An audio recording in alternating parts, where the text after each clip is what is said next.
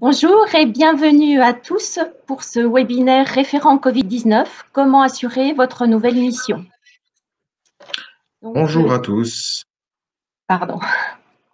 Excuse-moi. Il n'y a pas de souci. Donc, avec Guillaume, nous allons animer cette présentation. Donc, dans un premier temps, on va dérouler toute la présentation. Donc, ce qu'on vous invite à faire, c'est de communiquer via le chat pour nous faire part de vos remarques et noter vos questions. Et puis, on prendra un petit temps à la fin de la présentation pour y répondre. Donc, pensez de bien activer le son pour bien nous entendre. Par contre, il n'est pas utile d'activer ni votre micro, ni votre caméra.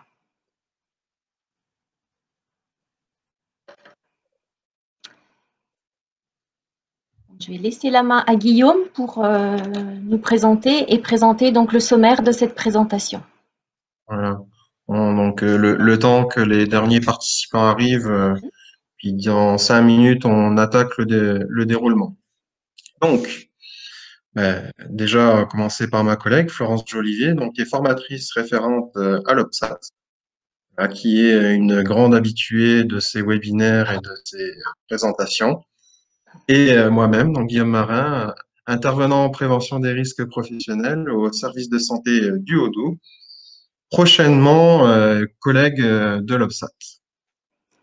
Donc, pour ce webinaire sur le référent Covid, nous allons aborder bien sûr qui est ce référent Covid, son rôle, ses missions. Un petit rappel, on n'en a jamais assez sur la maladie et les modes de transmission. Un rappel réglementaire également.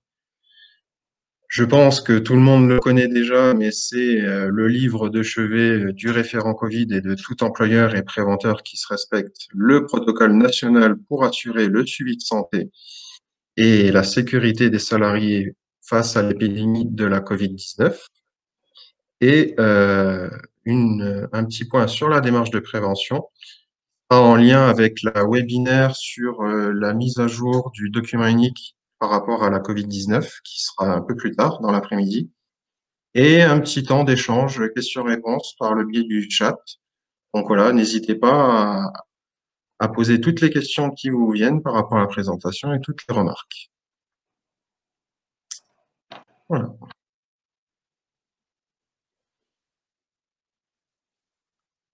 Et puis, bien sûr, cet webinaire est enregistré comme toutes les autres de la journée. Donc, si vous n'avez pas pu participer aux autres, chaque service de santé vous enverra un lien pour pouvoir les consulter a posteriori.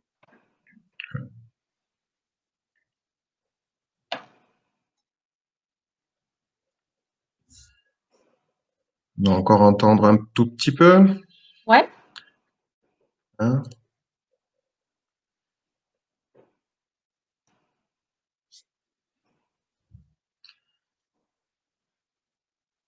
Donc, bonjour à tous. Pas d'inquiétude, on n'a pas encore démarré. On attendait justement un petit peu que tout le monde puisse nous rejoindre tranquillement.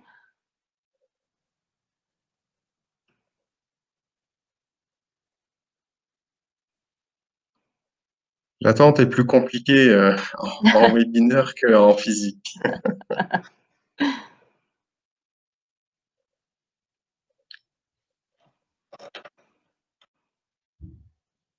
Hop. On est à 120 participants. Normalement, on en est bientôt au nombre qui était prévu. Okay. Donc, on va démarrer peut-être alors, Guillaume. Ouais, allez. Ouais, de toute façon, on dit les absents ont toujours tort. Donc, pour démarrer, un petit point sur le référent Covid-19. Qui est-il? Quel est son rôle et ses missions? Donc, le référent Covid, c'est un acteur de l'entreprise qui va participer donc à la définition, à la mise en œuvre et au suivi des mesures de prévention face à la situation sanitaire actuelle. Donc, selon la taille de l'entreprise, cette personne peut être différente. Donc, souvent dans les TPE, c'est le dirigeant lui-même qui va jouer ce rôle de référent Covid. Et dans les autres entreprises de taille plus importante, ça peut être tout salarié désigné par son employeur. Donc, c'est vrai que c'est plus judicieux de choisir quelqu'un qui est déjà sensibilisé au risque professionnel, comme par exemple un préventeur HSE, un membre du CSE, un sauveteur secouriste du travail ou un salarié désigné compétent. En tout état de cause, donc si le référent Covid n'est pas le dirigeant, il est missionné par son employeur et il agit donc sous sa responsabilité.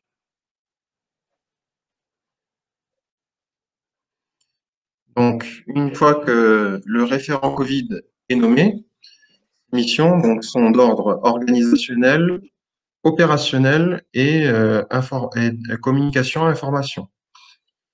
Donc, nous vous détaillerons un peu plus loin ces différentes missions. Voilà, donc, comme ma collègue l'a dit, pour exercer cette mission, le référent Covid doit avoir ses tâches clairement définies, par exemple avec une fiche de poste.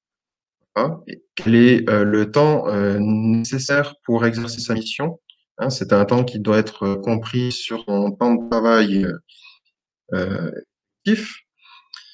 Voilà. Et puis, quelles est toutes les formations et les informations suffisantes, qu'elles soient suffisamment donc formées pour pouvoir réussir dans toutes ces missions.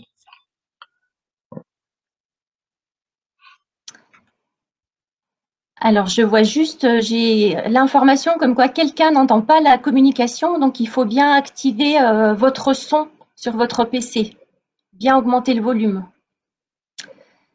Donc, par rapport aux missions de communication et d'information pour le référent Covid, donc ce référent, c'est finalement un relais auprès de toutes les personnes présentes dans l'entreprise pour expliquer l'importance des gestes barrières, de la distanciation, du port des EPI, de l'hygiène, transmettre et expliquer les consignes et s'assurer de leur compréhension et de leur respect, et puis aussi faire remonter les informations ou les observations du terrain pour éventuellement apporter des correctifs aux mesures qui sont mises en œuvre, et toujours avoir bien en tête d'informer tous les nouveaux arrivants dans l'entreprise, que ce soit des apprentis, des saisonniers ou des personnes qui reprennent leur travail après une interruption suite à des congés ou un arrêt maladie.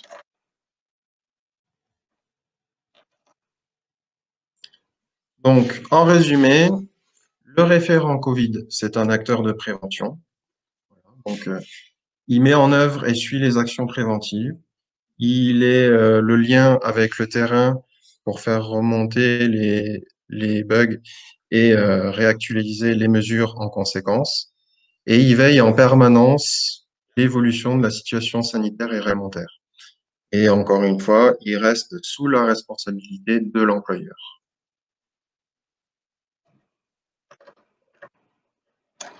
Alors, un rappel très bref sur la Covid-19, donc la maladie et les modes de transmission du virus. Donc, la particularité de cette maladie, c'est justement qu'elle a un panel très large de manifestations. Donc, ça va des personnes justement asymptomatiques et qui pour autant sont porteuses du virus et donc contagieuses. Et puis ensuite, on peut avoir plein de signes très différents. Donc, les plus courants, ça va être les maux de tête, la perte de goût, d'odorat, les maux de gorge, les courbatures, parfois des diarrhées, de la fièvre, de la toux, de la fatigue. Et puis, ça peut aller donc jusqu'aux difficultés respiratoires qui peuvent présenter des formes graves.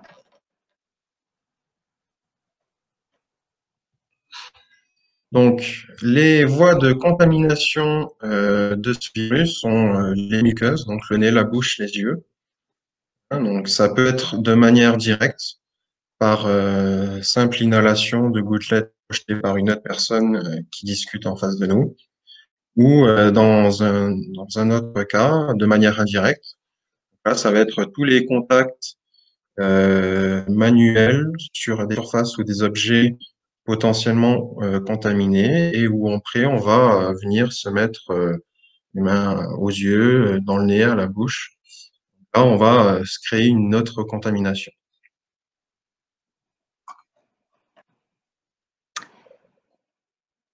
Donc, quelques petits rappels réglementaires. Et on va démarrer donc par un zoom sur cet article du Code du travail qui donne à l'employeur la responsabilité de la santé et de la sécurité des salariés. Donc, il a obligation d'évaluer les risques auxquels sont exposés les travailleurs, de mettre en œuvre un plan d'action de prévention justement pour éviter l'accident du travail ou la maladie professionnelle, mettre en œuvre une organisation et des moyens adaptés, et puis informer, former et sensibiliser ses salariés.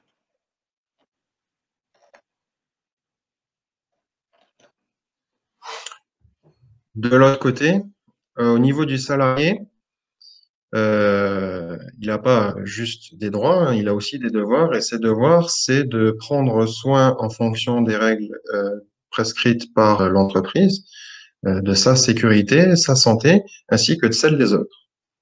Donc, il a un rôle de remontée de l'info envers le référent Covid et son employeur. Donc, bien évidemment que la crise sanitaire actuelle n'est pas à l'origine de l'évaluation des risques en entreprise, puisque cette obligation incombe à l'employeur depuis 1991 en droit français.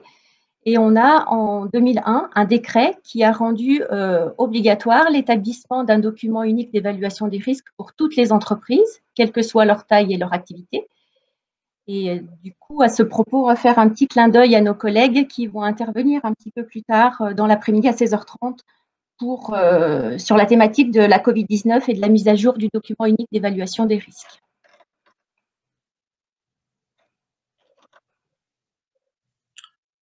Voilà, donc pour terminer sur ce fameux document unique, avec la situation actuelle, l'employeur doit réévaluer les risques, simplement parce que ce risque biologique est un nouveau risque qui tombe sur chaque structure professionnelle, et donc il doit faire une évaluation en fonction de son activité.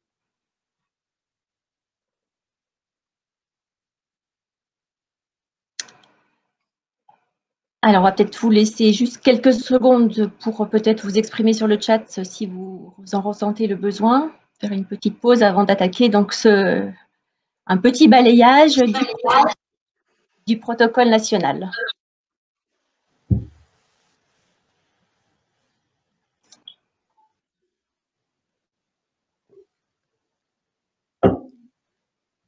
Ok, donc en fait, les messages que vous allez être amenés à relayer auprès de vos collaborateurs dans le cadre de votre mission de référent Covid, eh bien, ils doivent s'inspirer très largement de ce protocole national dont la dernière mise à jour remonte au 17 septembre 2020.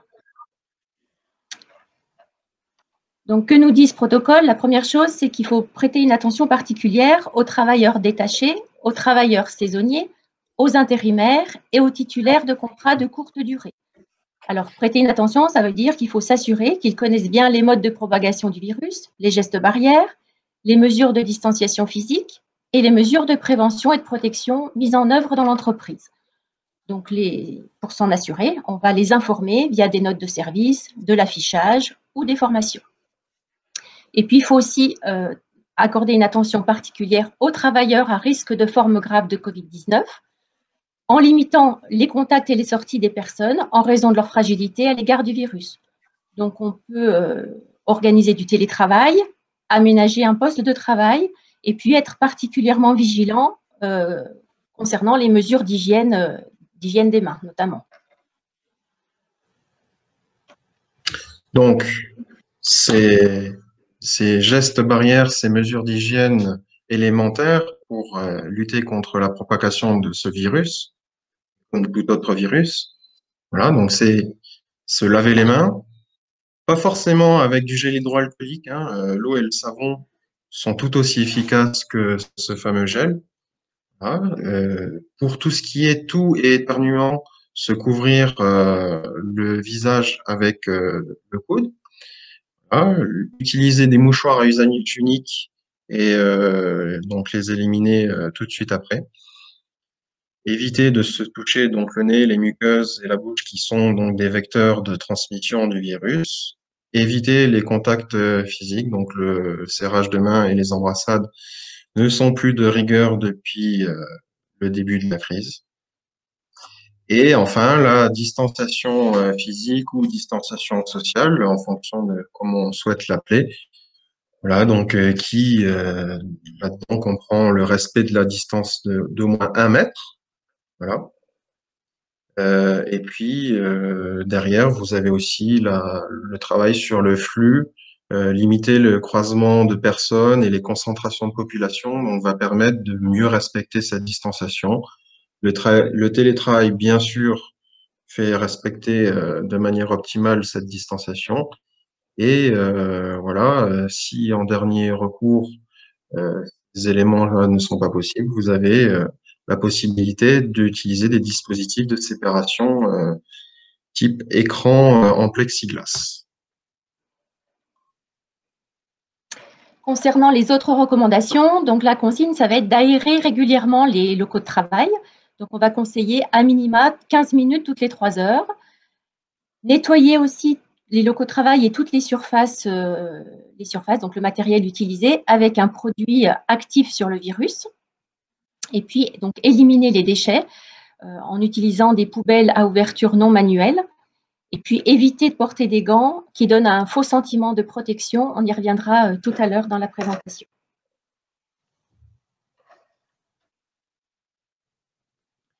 D'autres recommandations sont fournies dans ce protocole, à savoir pour toute personne ayant des symptômes évocateurs de la COVID-19, de rester chez soi et de contacter son médecin traitant.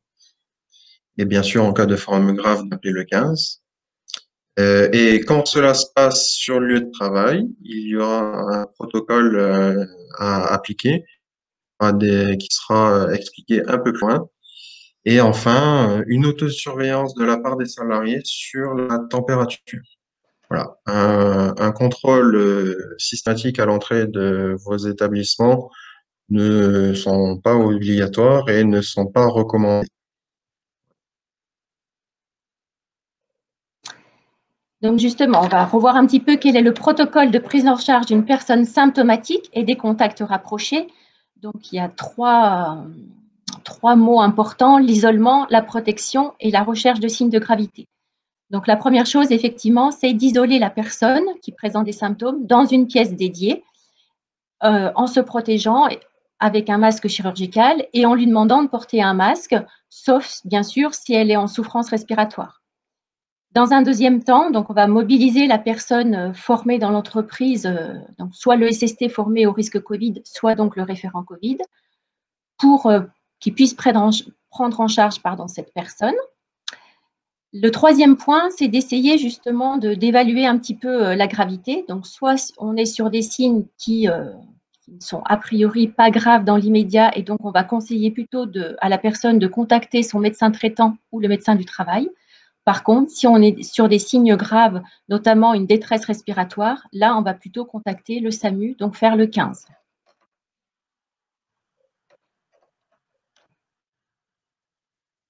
Je te laisse prendre la suite. Donc, la suite de ce protocole, c'est une fois la personne prise en charge, vous devez prendre contact avec le service de santé et suivre nos consignes. Alors, et bien sûr, essentiellement, ce contact, ce sera plus judicieux par rapport à la définition des cas contacts à risque élevé ou négligeable, qui nécessitent derrière d'être mis en arrêt et pour être dépistés.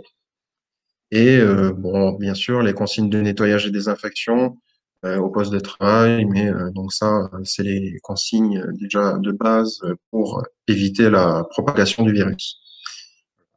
Bien sûr, si le cas Covid est confirmé, il y a un tracing qui est réalisé, alors essentiellement par l'assurance maladie et l'ARS, qui vous contactera et définira avec vous les personnes qui doivent être dépistées ou pas. D'où un travail important à faire avec les services de santé en amont de repérage de ces personnes à risque ou pas. Concernant les équipements de protection individuelle, donc ils sont à utiliser en dernier recours selon les principes généraux de prévention, puisque, comme on l'a déjà un petit peu dit tout à l'heure, leur utilisation, elle peut procurer un sentiment indu de sécurité et elle peut être du coup contre-productive parce que les gens étant équipés de pays, auront tendance à abandonner les gestes barrières. Donc, ce n'est pas ce qu'on cherche à faire. Concernant les EPI à usage unique, donc il faut bien veiller à ce que leur approvisionnement soit constant et que l'évacuation des déchets soit bien organisée. Et concernant les EPI réutilisables, il faut aussi s'assurer qu'elles soient entretenues et que le nettoyage soit organisé selon des procédures adaptées.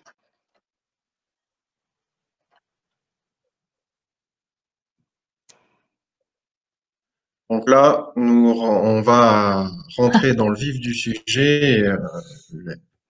Donc le plus important, ce qui nous concerne tous directement depuis le 1er septembre, est cette fameuse obligation de porter le masque dans l'entreprise.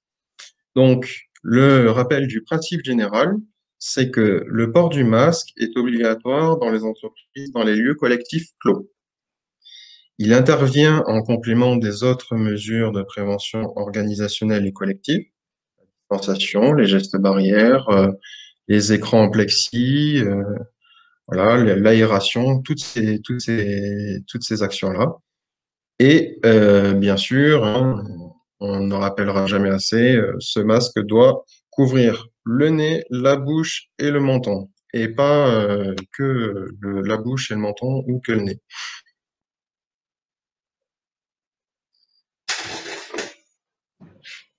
Pour se protéger, quel type de masque choisir par rapport à son activité? Alors, grosso modo, il y a 3 modèles de masques. Les masques FFP2 ou FFP3, qui, eux, ont une efficacité sur toute une journée de travail, donc 8 heures. Seule la personne qui le porte est protégée, mais elle protège également les personnes qui sont présentes autour d'elle.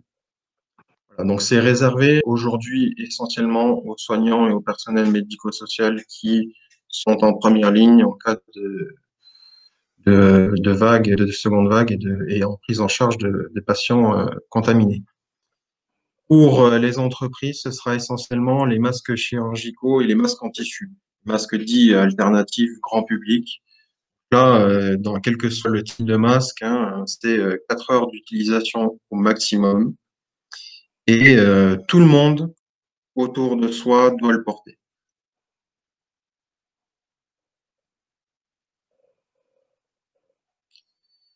Voilà. Et donc, ce port du masque obligatoire a été adapté en fonction de l'organisation de l'entreprise et de la zone de circulation du virus.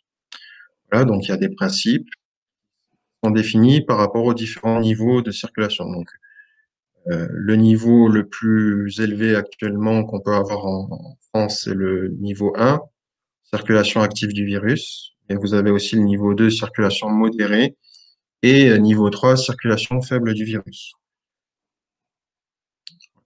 Donc, cette fameuse exemption du port du masque en fonction de certains critères, ce qui est dans l'annexe 4 du plan des protocoles de déconfinement, se définit de cette façon suivante.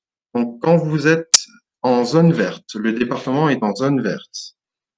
Si vous avez une ventilation fonctionnelle et efficace, une aération, bien sûr, des écrans de protection ou une séparation suffisante entre chaque poste, mise à disposition de visière. Donc, mise à disposition, ça veut dire que ce n'est pas port de la visière obligatoire. Elles sont présentes, mais pas obligatoirement portées. Et dernier point, donc, une politique sanitaire avec le fameux référent Covid, d'où son intérêt. Vous pouvez, si vos situations de travail respectent ces critères-là, vous pouvez ne pas avoir à porter le masque. Voilà. Si votre département est en zone orange, donc les critères précédents vont s'appliquer, ainsi que ceux qui sont les suivants: l'extraction d'air haute, fonctionnelle et adaptée, et un grand volume dans l'espace de travail. Donc, avec ça, dans les zones oranges, on peut être exempté de port du masque sur certaines tâches. Et dans le cas des départements en zone rouge, voilà, là, donc, mesures précédentes également, et il faut pouvoir respecter au minimum un espace de 4 mètres carrés par personne dans votre pièce. Et là également, le port du masque pourra être enlevé. Le masque pourra être enlevé. Excusez-moi. Dans tous les cas, si ces mesures-là ne sont pas respectées, port du masque obligatoire. Et par contre, si jamais le département est déclaré en état d'urgence sanitaire, le port du masque devient systématique, quelles que soient les conditions, quel que soit l'endroit où vous êtes, si vous êtes en extérieur, en intérieur, en clos, pas clos, c'est systématique. Une question à se poser.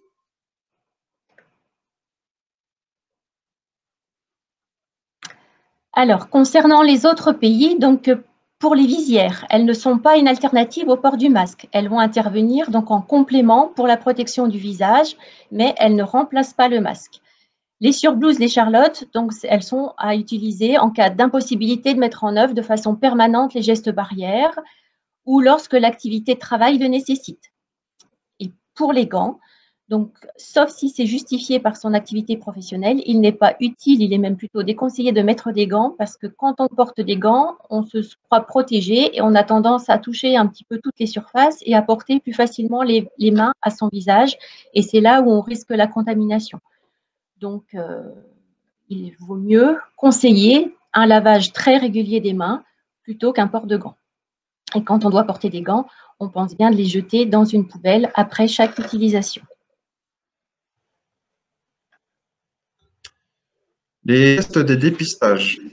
Donc, à ce niveau-là, l'entreprise n'a aucune obligation et ne peut imposer un dépistage au sein de son entreprise. Par contre, elle est là pour relayer le message des autorités et notamment et puis conseiller aux personnes qui sont symptomatiques de les orienter vers leur médecin traitant pour qu'elles se fassent dépister par rapport à la maladie. Voilà, donc, et également, l'évaluation des risques de contamination permet d'éviter la mise en place de ce dépistage. Et voilà, donc la collaboration en dernier lieu avec les autorités sanitaires, donc l'ARS et la sécurité sociale notamment, pour le tracing des personnes, des cas contacts d'un Covid positif.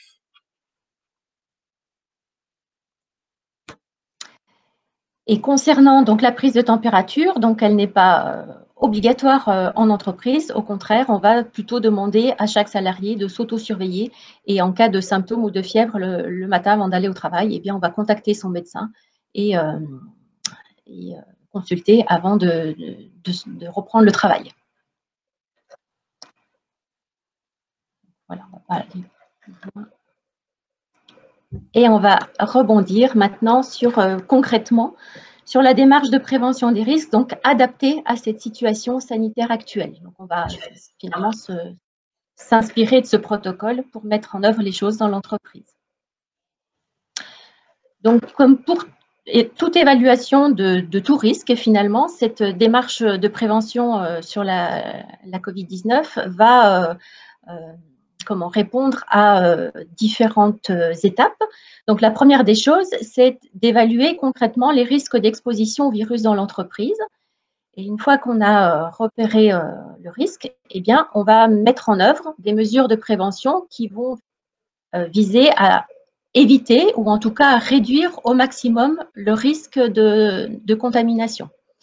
Et puis ensuite, si ce n'est pas suffisant, eh bien, on va mettre en œuvre des mesures de protection pour protéger au maximum les salariés et on va toujours prioriser la protection collective sur la protection individuelle. Et puis ensuite, eh bien, il va falloir informer et communiquer auprès des équipes les mesures à appliquer pour se protéger de cette contamination. Puisqu'on sait très bien que pour qu'une démarche de prévention elle soit efficace et pérenne, il faut combiner à la fois l'engagement de la direction, mais aussi l'implication des salariés. Et si on veut que les salariés s'impliquent, eh bien, il faut les informer et les sensibiliser.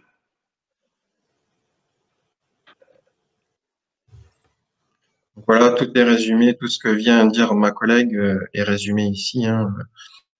Le dirigeant de l'entreprise, le manager de la structure est la personne centrale, hein, dans cette politique, et le dialogue social dans ce genre de situation a tout un intérêt, hein, en termes de collaboration avec tous les représentants du personnel, les syndicaux s'ils existent, l'ensemble du personnel à tous les cas, et avec une concertation pour chaque unité de travail.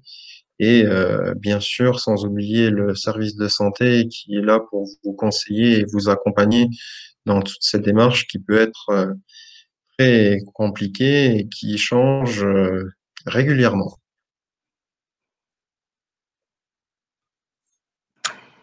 Donc concrètement, comment ça se passe pour évaluer les risques? Il faut déjà identifier les postes ou les situations de travail où il y a un risque de contamination. Donc notamment toutes les situations qui vont mettre en contact à moins de 1 mètre, soit les collègues entre eux, soit les salariés avec les clients, les fournisseurs ou tout intervenant extérieur qui circule dans l'entreprise. Et une fois qu'on a identifié les situations à risque, eh bien, on va évaluer concrètement les risques qui sont induits par toutes ces nouvelles organisations du travail mises en place donc, suite à la pandémie. On va faire un focus sur 3 risques. Bien évidemment, le risque biologique, puisqu'on est sur un virus, mais aussi les risques psychosociaux liés au caractère anxiogène de la situation, et puis le risque chimique lié à l'utilisation quotidienne et répétée de produits pour nettoyer donc les locaux de travail et le matériel.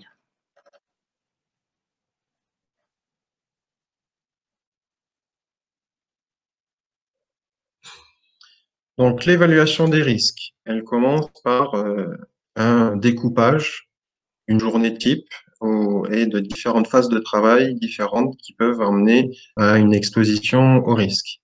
Donc, pour l'exemple d'un salarié, ça va être première phase d'arrivée dans l'entreprise, le passage au vestiaire, l'émargement, sa prise de poste et toutes les tâches qu'il peut faire en interaction avec d'autres postes, le passage au sanitaire réfectoire très important et ainsi de suite. Et donc, une fois qu'on a identifié toutes ces étapes, eh bien pour chacune, on va évaluer concrètement les risques de contamination, donc soit direct ou indirect. C'est-à-dire que pour chaque étape, on va se poser un certain nombre de questions. Est-ce qu'il y a une proximité entre les salariés ou entre les personnes et le public? Est-ce que des salariés sont amenés à échanger leur poste de travail? Est-ce qu'ils sont amenés à échanger leurs outils, leur équipement, leur matériel ou à se transférer des pièces ou des fournitures? Alors, dans cette évaluation des risques, il y a une attention particulière à mettre au niveau des phases de maintenance et d'intervention d'entreprises extérieures, où là, ça peut être plus compliqué de mettre en œuvre ces mesures, notamment par la nécessité d'être entraidé pour faire certaines tâches, la configuration du lieu d'intervention.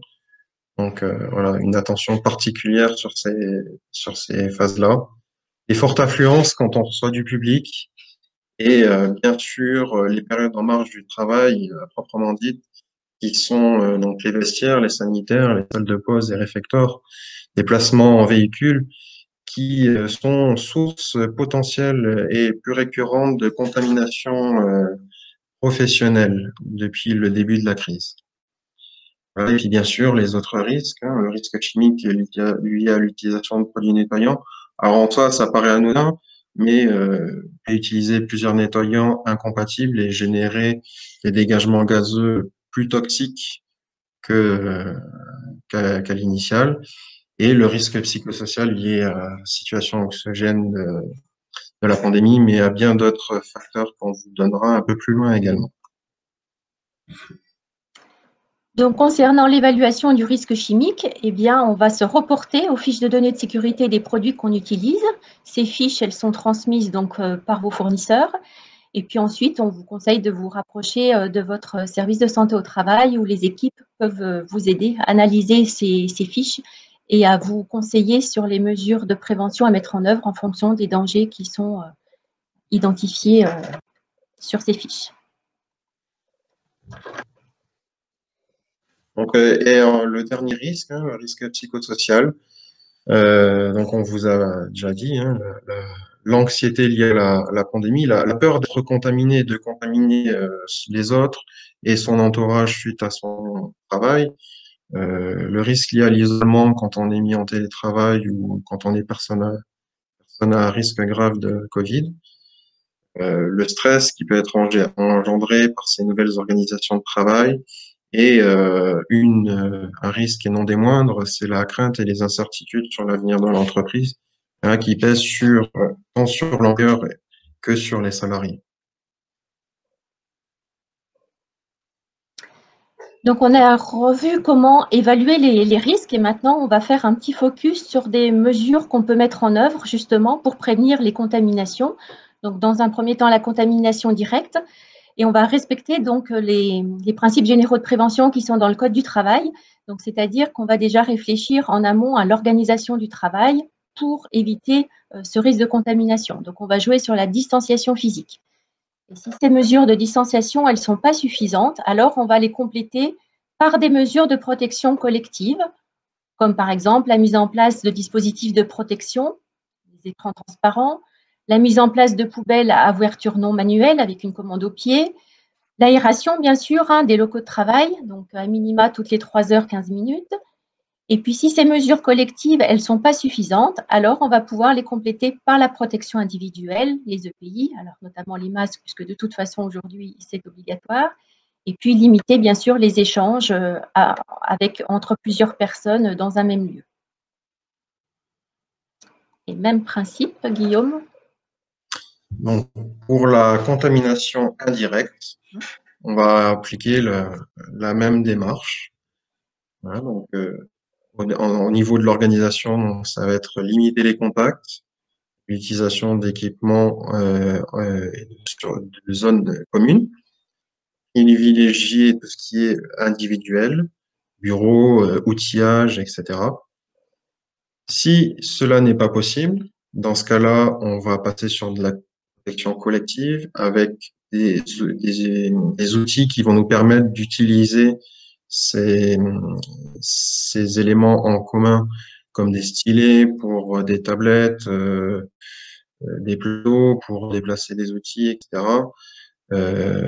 Réglementer l'usage des espaces et des équipements communs. Et bien sûr, encore une fois, si ces mesures-là ne sont pas suffisantes, on va mettre en place un plan de nettoyage de désinfection après chaque utilisateur. Le plus important, notamment dans ce qui est de l'outillage commun, plutôt que de mettre en place des gants, encore une fois, hein, c'est un sentiment on va se sentir protégé, mais c'est pas forcément le cas. Mais par exemple, si vous utilisez une meuleuse en commun, un lavage de main avant, utilisation et après va permettre de limiter la contamination.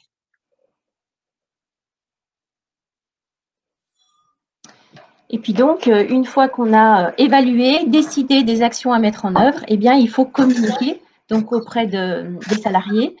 Donc, l'employeur va faire une communication déjà aux membres du comité social et économique, les instances représentatives du personnel, et puis ensuite, via des notes de service. Il peut aussi intégrer ces mesures dans le règlement intérieur, et puis ensuite, il y a tout un panel d'affiches qui existe aujourd'hui qu'on peut utiliser pour transmettre ces informations. Alors, bien être vigilant à bien transmettre les infos donc à tous les salariés, ceux qui sont présents sur site, mais aussi ceux qui sont en télétravail, et puis toute personne circulant dans l'entreprise, que ce soit des livreurs, des sociétés de nettoyage, des sociétés de gardiennage, enfin voilà, toute personne entrante dans l'entreprise finalement. Donc, pour finir, voilà, c'est un petit message que ma collègue a réussi à imaginer avec les initiales de la Covid. Donc, travailler en mode Covid, qu'est-ce que ça veut dire? C'est connaître la nature et la gravité du risque, organiser son activité selon les nouvelles directives de son employeur, véhiculer les bonnes pratiques d'hygiène, intégrer et respecter les gestes barrières et les règles de distanciation, et diffuser les conseils de prévention auprès des collègues, clients et fournisseurs. Avec ça, vous êtes paré pour traverser les épreuves qui vont venir avec l'arrivée de l'automne et la recrudescence des cas de Covid. Voilà, donc on en a terminé avec la présentation. Donc on va essayer maintenant de reprendre un petit peu le fil de vos questions et essayer d'être le plus exhaustif possible dans nos réponses. Tu as le tableau aussi sous les yeux, Guillaume, ou Alors, est-ce que notre amie Christine va nous voilà, donc prendre la apparemment main il y un avait. peu? Ouais. J'ai accès au tableau. Voilà. Donc, il y a une question pour savoir si le support écrit serait transmis suite à l'échange. Donc, oui, il va y avoir un retour par mail de la présentation. Tu l'as, toi, Guillaume, le tableau? Oui, je l'ai. Voilà.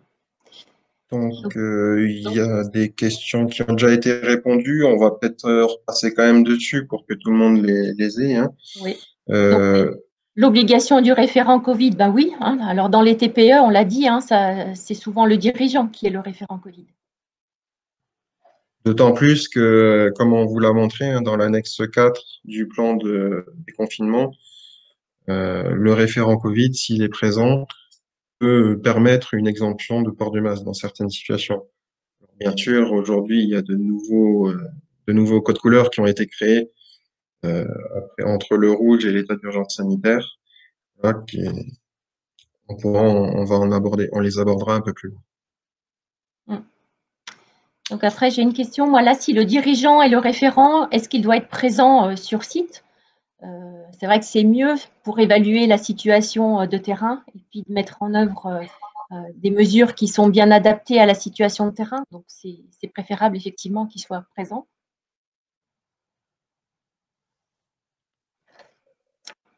Donc ça, c'était la question 8 sur le tableau. Ouais. La suivante, donc le protocole parle de zone verte, orange et rouge. Là, depuis hier soir, on a rajouté écarlate, rouge clair, rouge foncé. Bientôt, on va remettre d'autres rouges. Voilà, donc c'est le plus compliqué effectivement par rapport à cette annexe 4 et elle évoluera sûrement avec ces changements de seuil.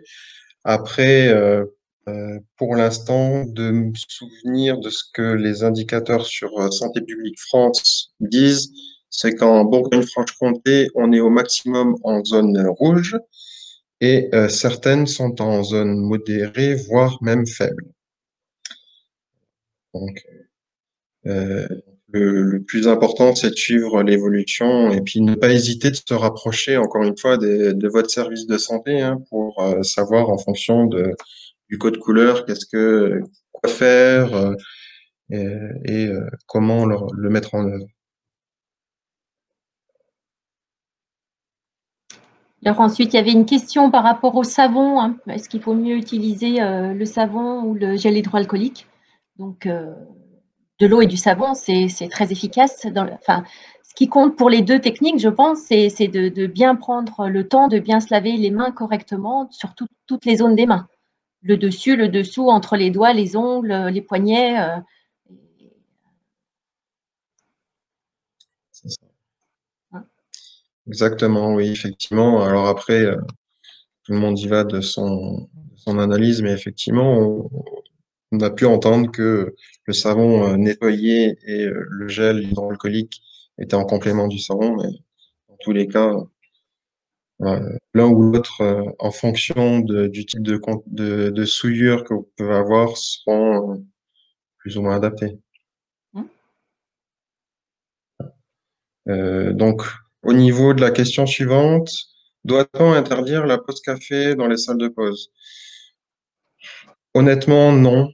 Si vous mettez en place les mesures suffisantes, donc le respect du nombre de personnes par rapport à la surface de votre salle de pause ou de votre réfectoire, le respect de la distanciation, un plan de nettoyage. Et c'est pareil, une machine à café ou un micro-ondes, c'est comme une meuleuse.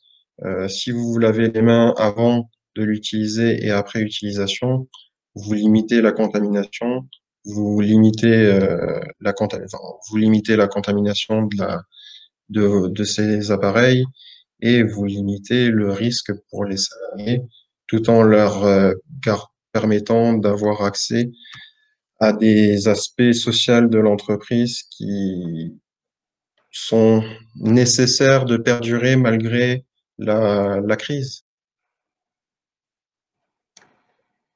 Donc après, pour l'aération, effectivement, s'il n'y a pas de fenêtre dans les bureaux et qu'il n'y a qu'une porte, il faut s'assurer il faut regarder sur quoi s'ouvre la porte, effectivement. Si c'est sur une autre pièce, effectivement, l'aération, elle risque de ne pas être suffisante. Par contre, si ça ouvre sur l'extérieur, ça peut l'être. Donc, encore une fois, pour toutes les questions, si vous avez le moindre doute, vous pouvez contacter le service de santé au travail qui va pouvoir vous conseiller par rapport à tout ça.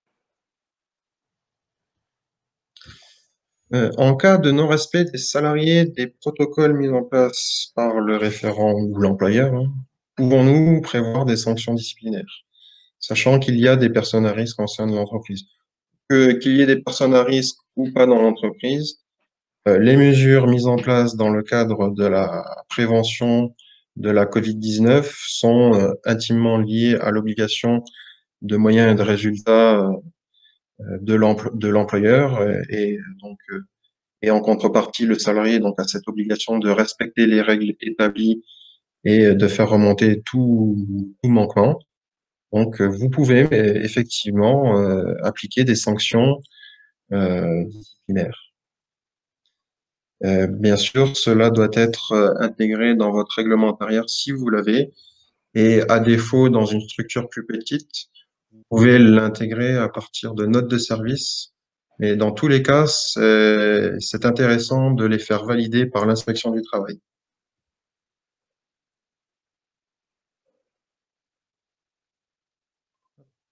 Question suivante.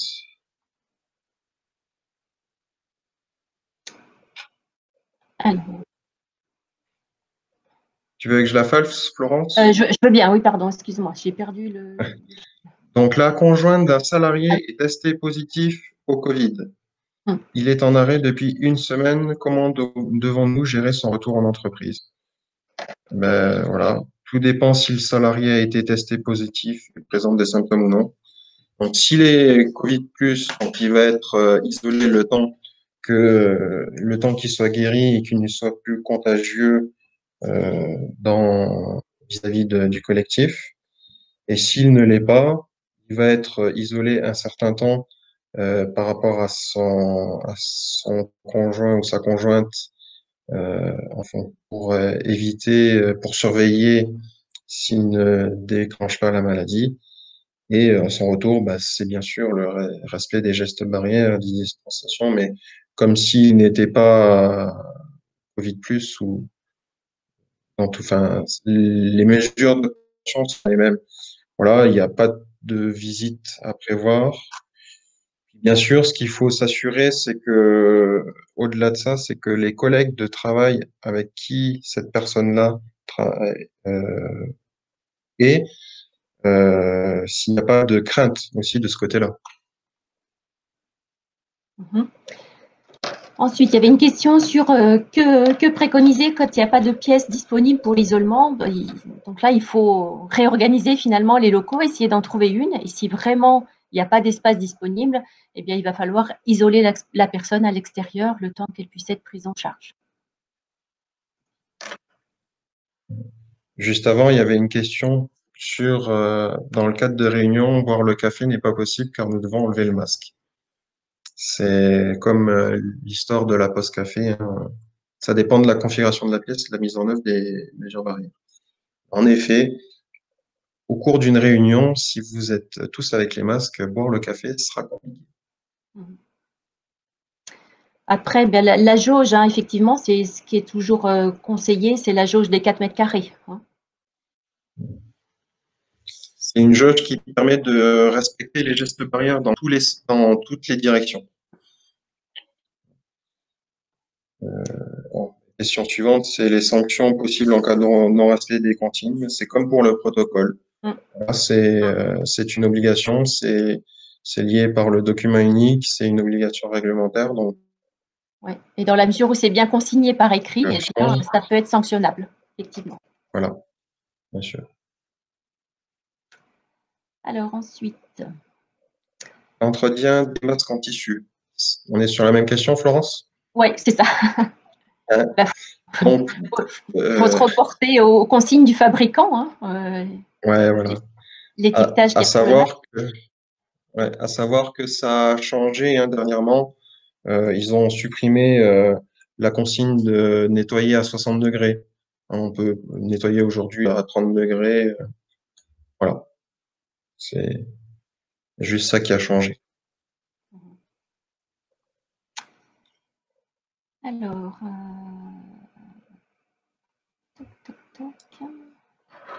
Comment, question aussi qui est liée un peu avec l'autre, c'est comment s'assurer que les masques en tissu à usage multiple soient bien nettoyés par les salariés.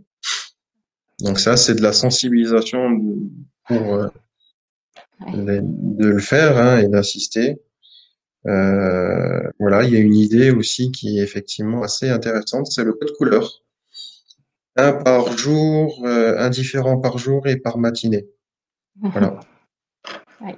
Et sans avoir à s'immiscer dans la vie des gens que s'ils respectent cette procédure de nettoyage. Voilà. Et en dernier lieu, si vraiment vous voulez être sûr que les masques sont nettoyés correctement, dans ce cas-là, le mieux, c'est de mettre en place par vous-même un nettoyage de ces fameux masques.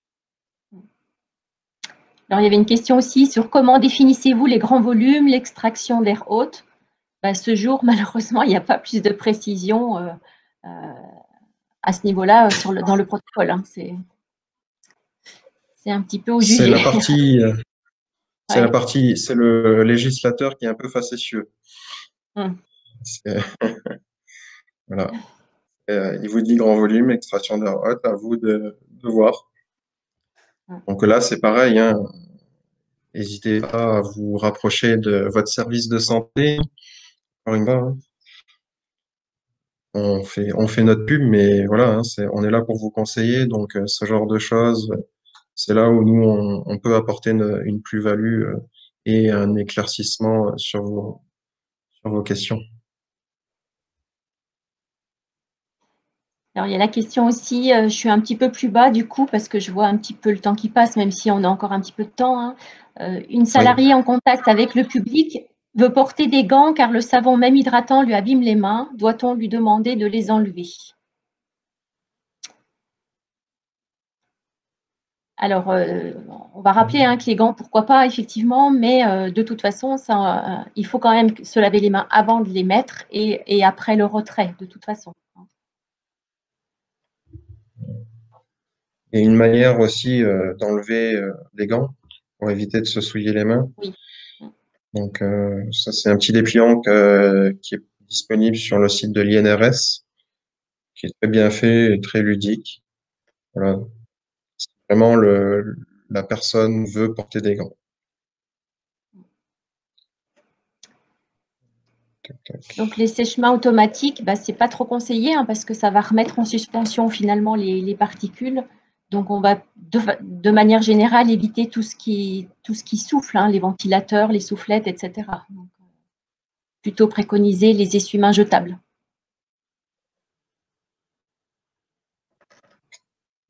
Pareil pour la clim. Mm. La clim, si elle a un apport d'air extérieur, qu'elle a une filtration adaptée, qu'elle est contrôlée et entretenue régulièrement, hein, c'est un contrôle annuel, il me semble. Dans ce cas-là, il n'y a pas de souci. Mm. Par contre, si elle a Après, un recyclage de l'air, non. Okay. Je t'ai coupé, Florence, désolé. Mais c'est pas grave, c'est moi qui allais trop vite, je pense. Donc la question, j'ai été désigné référent CSE, est-ce suffisant? Donc oui, c'est suffisant si c'est bien formalisé par écrit dans le compte rendu du CSE. Et puis après, en complément, c'est vrai que on va conseiller une fiche de poste qui va permettre de bien établir la mission du référent Covid.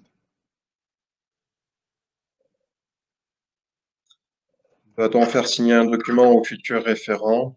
C'est mieux, effectivement, que formaliser.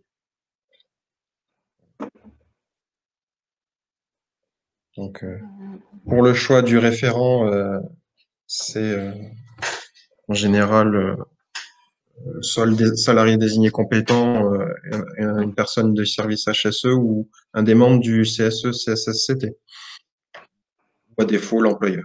Voilà. Alors après, il y a des questions par rapport aux lingettes. Voilà. Déjà, il faut s'assurer que le produit qu'elle contient soit bien actif sur le virus, dans un premier temps. Après, c'est sûr que pour l'environnement, les lingettes, c'est peut-être pas ce qu'il y a de mieux, mais...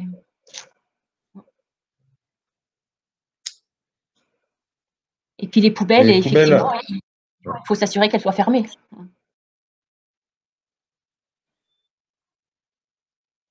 donc on le remartèle, hein, en cas de non-respect des consignes, sensibilisation et puis sanction à défaut d'un refus, d'un non-respect excessif des règles. Les réfrigérateurs en salle de pause, on peut les utiliser à condition qu'il y ait bien un protocole de nettoyage qui soit mis en place et qui soit bien respecté. Est-ce qu'un employeur peut mettre en quarantaine un employé cas contact? Et comment est-il indemnisé si le test négatif au final?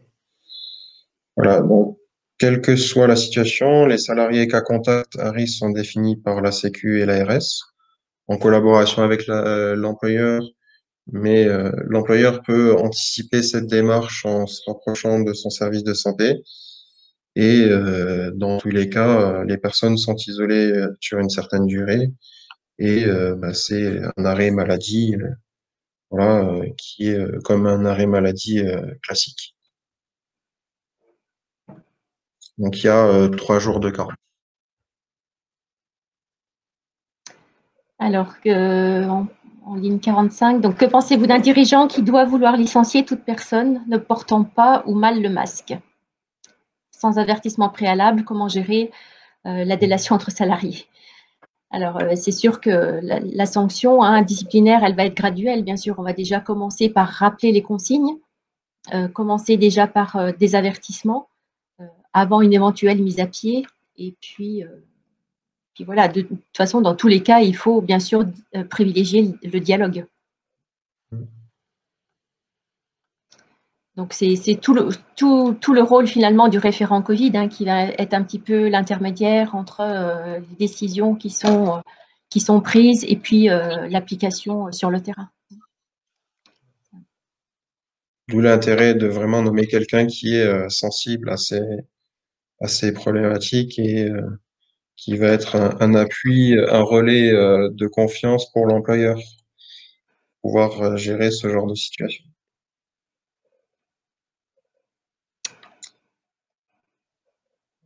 Question assez intéressante là. Faut-il demander aux agences d'intérim et de sous-traitance si un de leurs salariés intervenant dans l'entreprise a été testé positif?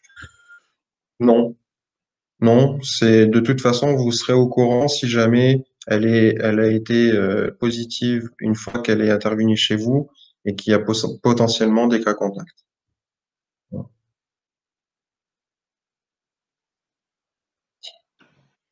Et puis les documents à remplir pour la demander par l'assurance maladie, normalement, il me semble qu'ils vous les transmettent et que vous les remplissez. Bêtise.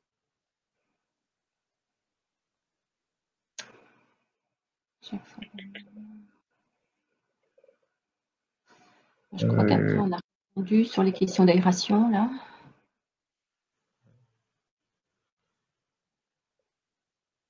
Dans une petite entreprise, un bureau partagé à chaque fois par 2 personnes. S'il n'y a pas d'aération mécanique, mais des fenêtres vers l'extérieur, il y a il y a potentiellement une aération suffisante. Voilà. Après, en sachant que quand il fait chaud, les fenêtres seront ouvertes. Quand il fait froid, ce sera plus compliqué. Donc, on va pas se limiter à l'ouverture des fenêtres. Il faut pouvoir garantir, on va dire, une séparation par la distance, par un écran plexi s'il le faut. Voilà, et puis Donc là, je suis un peu maître du temps. Je vois qu'il est 14h30. Je ne sais pas à quelle heure on doit arrêter les questions. on a Guillaume. jusqu'à 15 heures. On a jusqu'à Alors, 15 heures, donc ouais, à on a 15 heures, encore c'est du l'autre temps. communication qui reprend, Ouais, qui donc démarre. on va dire Il que y a- jusqu'à 50, on se permet de répondre aux questions. ouais, parce qu'il y a peut-être un petit laps de temps pour qu'ils puissent aussi préparer leur communication, je pense aussi.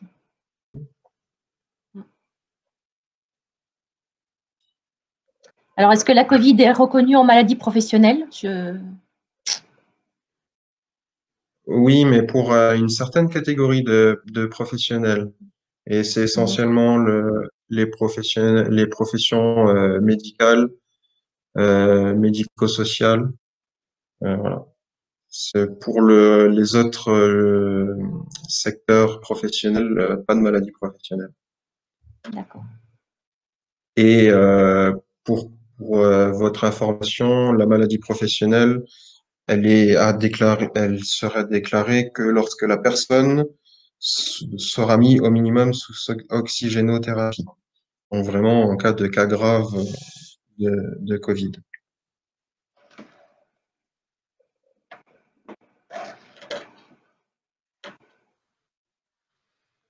Il y a une question assez intéressante aussi sur le nettoyage, où il y a un prestataire qui intervient une fois par semaine, et comment faire si on doit nettoyer plus. Le dirigeant doit-il devenir Madame Pipi? Non. Voilà, c'est aussi pourquoi ne pas impliquer chaque salarié, hein. Quand on a un poste de travail individualisé, un bureau qui nous appartient, pourquoi ne pas appliquer des règles de nettoyage par rapport à ce qui est préconisé. Oui, c'est aussi du bon sens et de la responsabilité de chacun finalement et du respect de chacun aussi. Hein. L'employeur ne doit pas tout. C'est pour ça que le dialogue, encore une fois, on ne répétera jamais assez, mais le dialogue, la concertation, pardon, est très important dans ce genre de situation.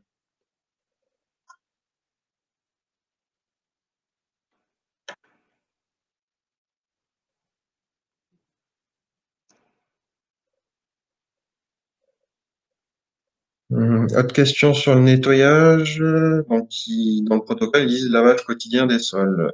Nous avons des grandes surfaces. Nous avons renforcé le ménage, mais nous n'arrivons pas à nettoyer les sols des ateliers et des bureaux chaque jour. Quel est le risque de contamination par ce biais?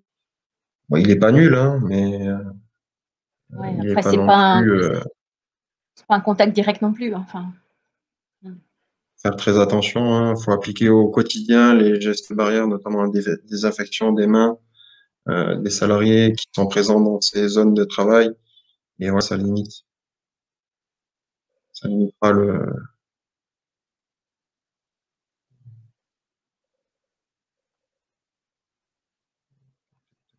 Ouais, donc là, on a répondu.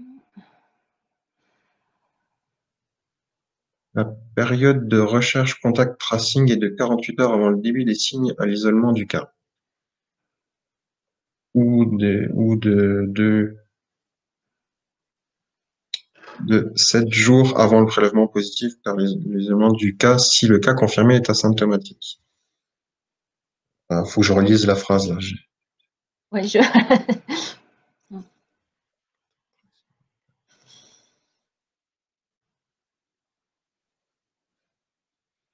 Euh,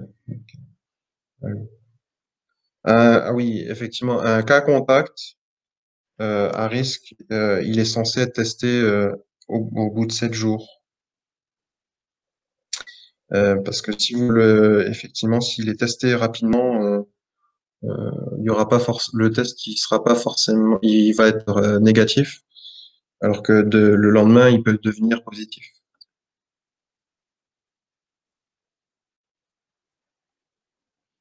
Alors pour les exemples de protocoles de nettoyage des frigos, le mieux c'est de vous orienter vers votre service de santé C'est le plus simple.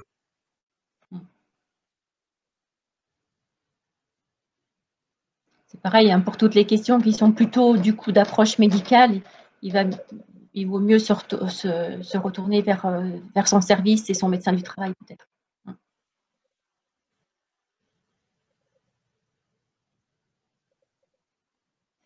Donc, qui doit fournir les masques aux apprentis, ça semblerait plus logique que ce soit au CFA pardon, de les fournir.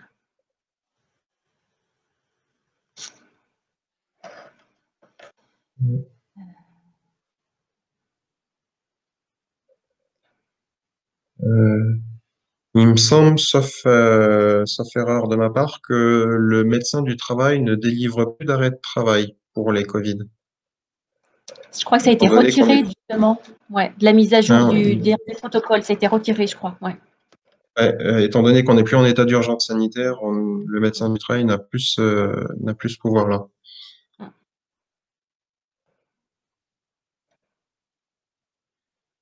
Par contre, Alors, la est-ce qu'il question existe d'après, ah oui, vas-y. Il y avait la question 62, regarde, existe-t-il un modèle de fiche de mission ou de fiche de poste pour le référent Covid? Je ne crois pas qu'il y ait un modèle qui soit établi. Hein. Non,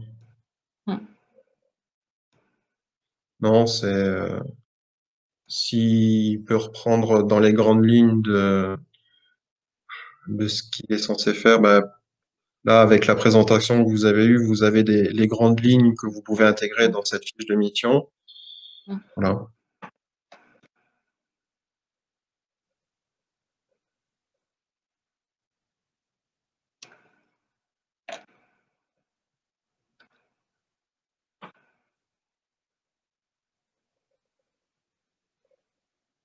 Ouais.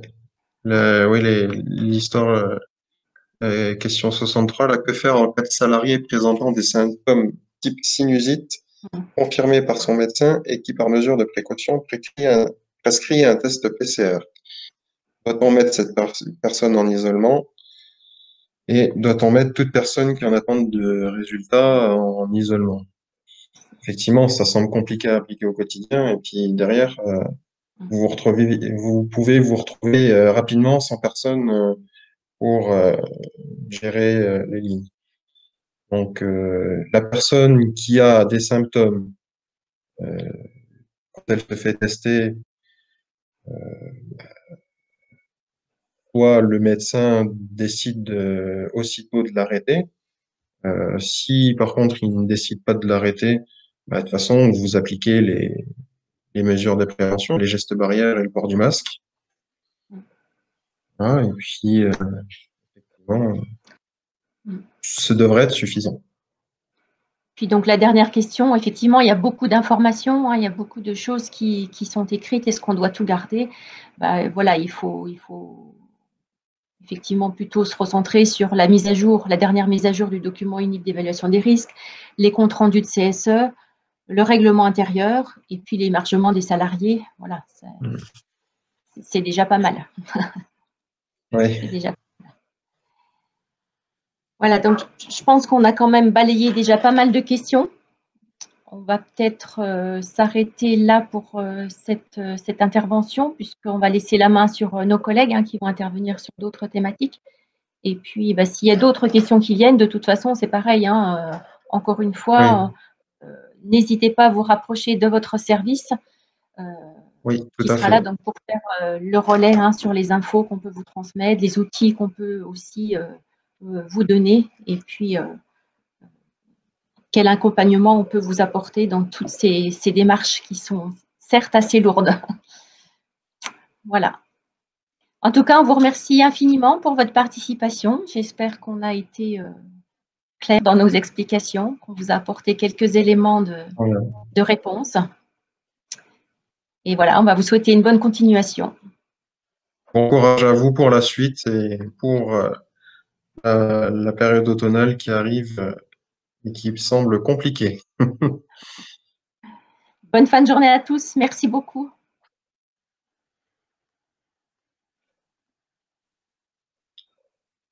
On coupe?